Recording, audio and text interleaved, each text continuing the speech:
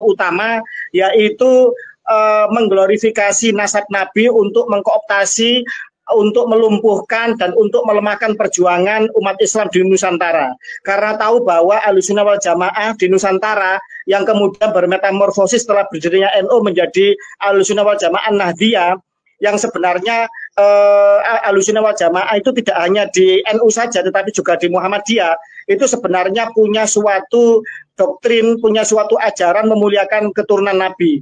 Disitulah kemudian Belanda menggunakan itu untuk untuk melakukan upaya kooptasi dan hegemoni di Nusantara. Saya pikir setelah mereka kemudian menjadi sel tidur selama sekian tahun, kemudian ternyata Gus Dur dengan jaringan intelijennya, saya yakin di situ ada Ali As'ad ya, mantan Wakabin yang juga salah satu murid ideologis Gus Dur. Dalam buku Ilusi Negara Islam, ternyata kalau kita melihat bahwa para habaib ini itu infiltrasinya ke NU, sementara HTI dan PKS itu menyerang ke Muhammadiyah. Ternyata salah total, karena di HTI pun ternyata bos gengnya seorang Habib juga yang bernama Habib Abdurrahman. Artinya apa? Artinya mereka bukan orang yang memanfaatkan loket atau orang yang mencari dana dari loket transnasionalis Islam transnasionalis yang ingin infiltrasi ke Nusantara. Ternyata mereka adalah aktor utama. Mereka pembuka loket itu sendiri. Mereka yang membuka loket untuk kemudian gerakan-gerakan radikalis, transnasionalis maupun yang pada akhirnya menjadi gerakan teroris itu masuk ke Nusantara. Itu yang pertama.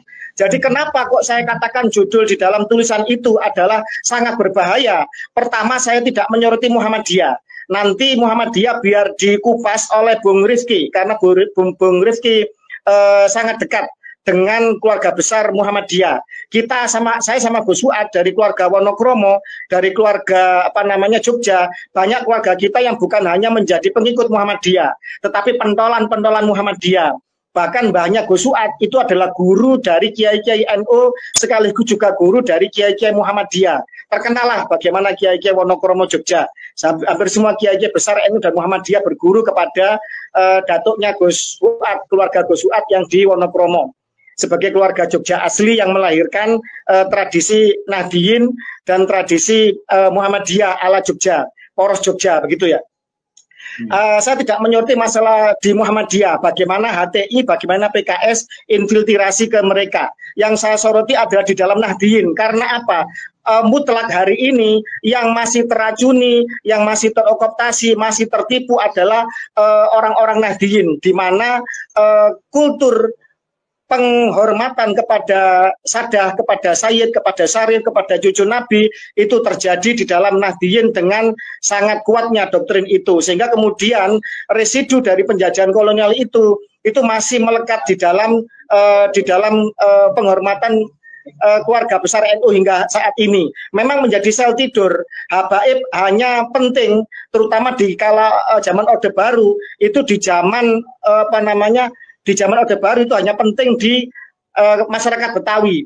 Tetapi seiring waktu kemudian beberapa pemerintah berganti, terutama saya langsung tunjuk hidung ya, di masa pemerintahan SBY, begitu menjamurnya HTI sampai bisa melakukan apel akbar di mana? Apel akbar di Gelora Bung Karno, dan kemudian posisi-posisi Habib juga menjadi demikian penting. Ketika reformasi, negara bermain-main dengan narasi membenturkan sipil dengan sipil karena kegagalan pemerintahan rejim Orde Baru, membentuk yang namanya PAM Swakarsa, membentuk kemudian yang namanya Majelis Mujahidin Indonesia, membentuk kemudian yang namanya Front Pembela Islam. Pada akhirnya negara melakukan pembiaran atau mungkin lepas kontrol atau mungkin tidak bisa mengontrol lagi ketika organisasi-organisasi radikal itu yang awalnya digunakan untuk meredam isu-isu separatis, untuk meredam isu-isu sosial, membenturkan sipil dengan sipil, karena waktu itu militer sudah sedemikian buruk namanya.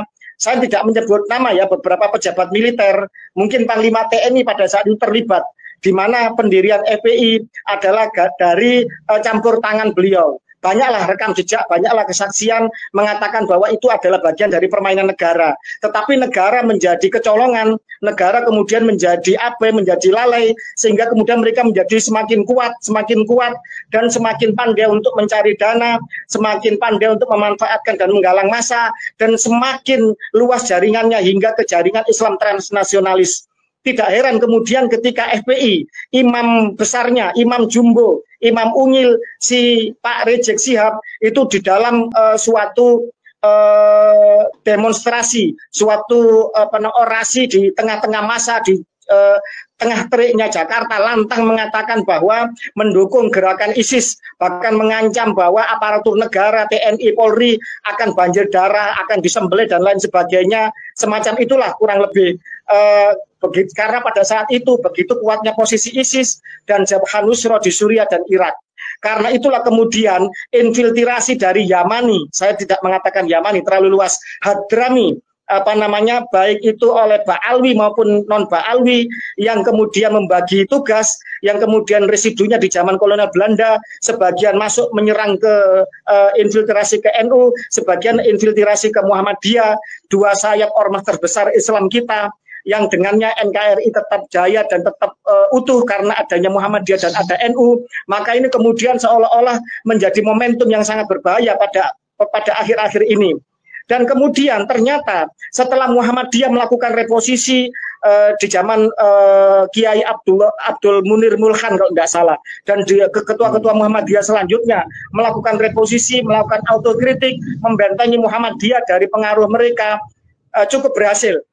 Sehingga habaib, sehingga gerakan transnasionalis lebih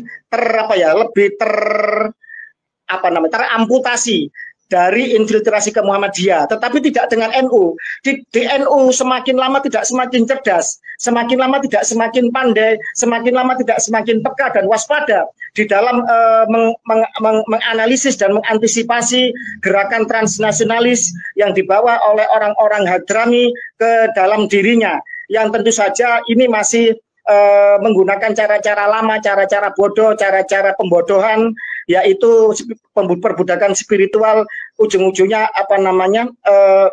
kapitalisasi agama, yang pada akhirnya ini akan mengancam NKRI itu sendiri. NU entah bagaimana ceritanya, ketika di pengurus yang sekarang, ini pengurus yang paling buruk di dalam sejarah Nahdliyin. Nun sewu, saya akan mengkritik dengan keras dan tajam tanpa tedeng aling-aling bagaimana Rois Am kita, Rois Akbar kita sejak zaman Mbah Hasyim As'ari, kemudian Kiai Bisri Samsuri, Mbah Wahab Hasbullah, Kiai Ali Maksum yang super alim, yang sangat jenius, yang sangat bijak, yang sangat kontemporer, kemudian dilanjutkan Kiai Ahmad Siddiq, dilanjutkan Kiai Ilyas Ruhiyat, dan seterusnya. Kemudian mengalami degradasi yang sangat parah dengan kiai kelas ranting kemudian menjadi Rois Am PBNU, yang tentu saja jelas jejak digitalnya merupakan pendukung kuat terang-terangan mendukung FPI, yang oleh Gus Dur disebut sebagai organisasi teroris, organisasi bajingan.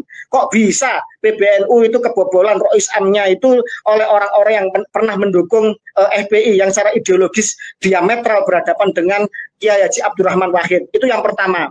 Yang kedua, harapan sebenarnya dihadapkan kepada terletak pada pundak, yaitu Gus Yahya Stakuf, karena beliau adalah murid ideologis Gus Dur, pernah menjadi sekpurnya Gus Dur, dan kemudian punya jaringan internasional seperti Gus Dur.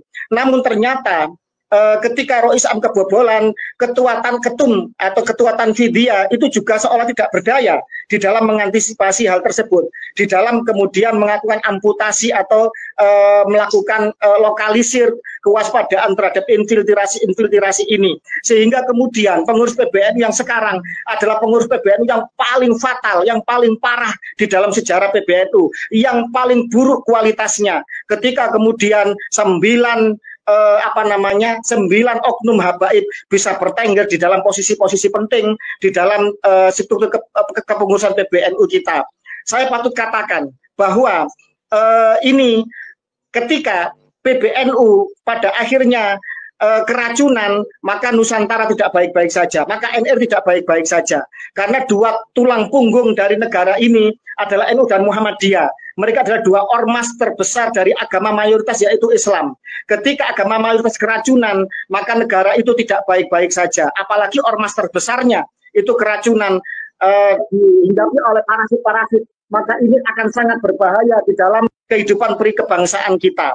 Harap kemudian ini menjadi semua bernarasi sama, semua kiai pesantren, semua pejuang Nusantara, mereka-mereka lintas agama harus waspada kepada ini. Karena apa? Karena ketika NU yang menganut ajaran moderat, toleran, tawasud, tawazun, tasamuh, dan lain sebagainya, ini ditumpangi oleh parasit-parasit yang membawa ideologi transnasionalis, maka kehidupan beragama, kebinekaan ini akan terancam. Pada akhirnya akan berbahaya juga. Bagaimana Habib menampilkan wajah tidak saja kepada agama lain, kepada sesama orang yang mengikuti ajaran Ahlussunnah wal Jamaah sendiri pun mereka rendahkan. Mereka berlaku rasis. Ketika kemudian mereka akan memegang kendali Nahdliyin, apalagi kemudian memegang kendali negara, apa tidak terjadi nanti Indonesia akan dibelah? Apa tidak terjadi nanti orang-orang yang di luar agama Islam, non-Muslim juga nanti akan menghadapi situasi yang sangat gawat dan berbahaya?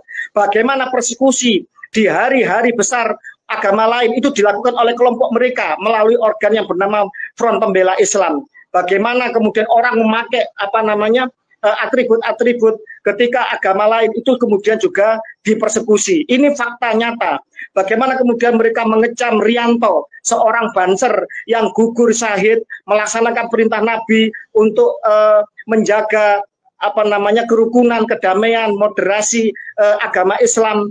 Sedangkan Nabi sendiri menyuruh menulis Imam Ali untuk melindungi gereja. Itu sampai sekarang ada manuskrip itu di Mesir sana, bahwa menjaga memastikan keselamatan agama lain, tidak menghina sesembahan atau menjaga, menghormati kebebasan beribadah agama lain adalah ajaran luhur agama Islam. Tetapi mereka bagaimana mengecam Banser, mengecam Rianto sebagai bukan mati syahid, mati sangit, masuk neraka tanpa hisab dan lain sebagainya.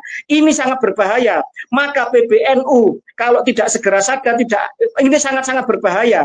Gerakan mereka melebihi gerakan teroris. Gerakan teroris menimbulkan kebencian. Tetapi mereka yang melakukan perbudakan spiritual akan melakukan suatu penjajahan di alam bawah sadar hingga ratusan, mungkin ribuan tahun lamanya. Dan pejuang-pejuang Nusantara pada hari ini, Gus Suat Pleret, Kiai Imaduddin Utsman, kemudian Gus Abbas dengan PWI-nya, Kasepuan Trahwali Songo, dan seluruhnya, itu Bagus Mogi dan lain sebagainya, ada Kiai Alawi Nur Al-Bantani yang dulu dituduh Syiah, padahal beliau adalah seorang kiai muda yang sangat moderat, yang memahami tentang lintas madhab, tentang lintas iman. Itu juga kemudian sekarang bernarasi bersama. Alhamdulillah. Jadi pada akhirnya apa yang ditulis oleh Bung Rifki Zulkarnain tentang infiltrasi Hadrami ke dalam NU dan Muhammadiyah ini sangat berbahaya. Saya ulangi, infiltrasi Hadrami yang membawa gerakan transnasionalis, membawa ideologi transnasionalis radikalis, akan mengarah ke teroris, masuk ke Muhammadiyah dan NU akan sangat-sangat berbahaya. Karena apa? NKRI Nusantara kita mayoritas adalah Islam, dan ormas terbesarnya adalah NU dan Muhammadiyah. Kalau keduanya keracunan, maka betapa bisa dibayangkan berbahayanya bagi umat Islam dan bagi keberlangsungan NKRI itu sendiri.